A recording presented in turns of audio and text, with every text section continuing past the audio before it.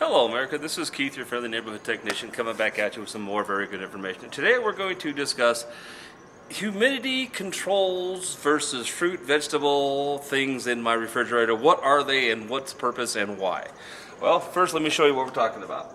Okay, pretty much every refrigerator has the humidity control or the vegetable control or one of those two things like that. Okay, we're going to explain how that works. Okay, I've got one apart here, and you see this little controller, high and low, okay?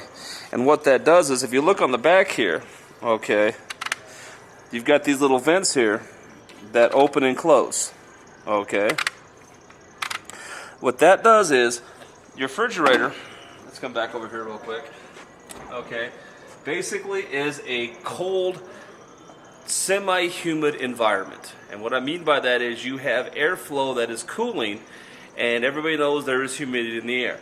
Basically the way the flow goes, it goes from here down across the bottom and then back up this way and cools again. Okay, so this is where it gets cold, and as it comes back down here it's warm and it warms up a little bit, and this is how the cycle goes. Okay, so what those do is, as the air cools down, it obviously gets a little more moist. Like I said, everybody's outside right now, it's cold.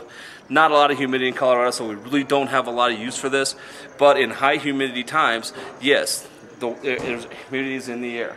And what this does is, okay, if you look at this, so let's say high humidity, okay, this basically, when this is high, you've got the glass here, you're in here like this, there is no air movement in this section. If there's no air movement in this section, anything that's in there gets trapped. Yeah, there's a little bit of air movement, not a whole lot. So everything gets trapped in there, and what's ever in there, if there's humid air, will start soaking in what is in the air that's in the area.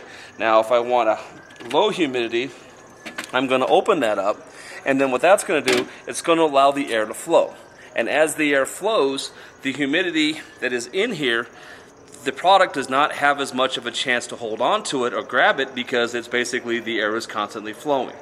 So if I want to add moisture or humidity to my thing, I want to go to high humidity, and I'm basically going to close it off, okay? And that way, this is just everything in here staying. I'm getting radiant cool because my drawer's getting cool, the whole area is getting cool, so I'm radiating cold in, but I have very little airflow, okay?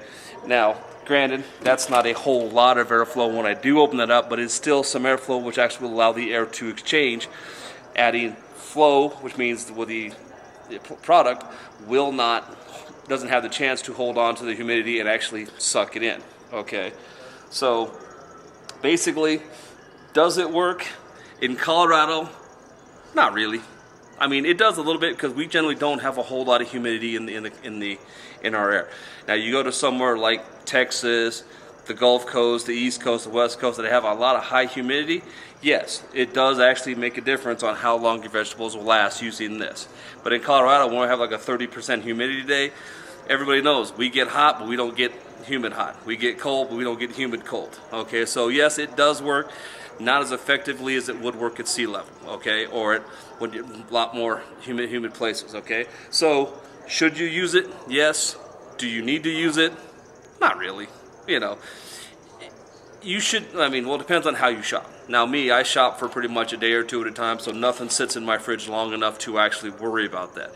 Now, if you shop and you get, 2 or 3 weeks at a time, yeah, you're going to may want to think about that and let your stuff not dry out by using the humidity. It will actually function for you, okay?